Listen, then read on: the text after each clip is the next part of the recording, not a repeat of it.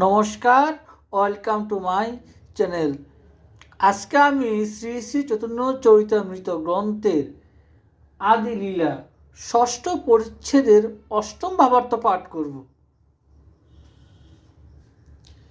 গোপীগণ সম্মানিতা প্রায় হইয়া হর্ষে উদ্ভবকে বলিতে লাগিলেন, অহে সৌম আর্যপুত্র, শ্রীকৃষ্ণ গুরুকুল হইতে আসিয়া এক্ষণে কি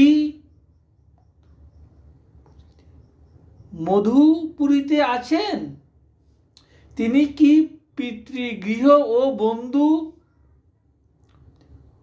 গোপদিগকে স্মরণ করেন? আমরা তাহার কিঙ্করী ছিলাম, আমাদের কথা কি কখনো বলেন? তিনি কবে আসিয়া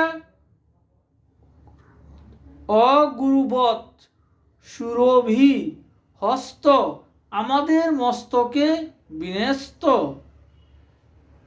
করিবেন? রাধে কৃষ্ণ। শ্রী শ্রী চৈতন্য চরিতামৃত কি জয়, শ্রী শ্রী রাধাকৃষ্ণ গোপাল শ্রীমদ ভগবদ্গীতা কি জয়। রাধে কৃষ্ণ, রাধে কৃষ্ণ, রাধে কৃষ্ণ।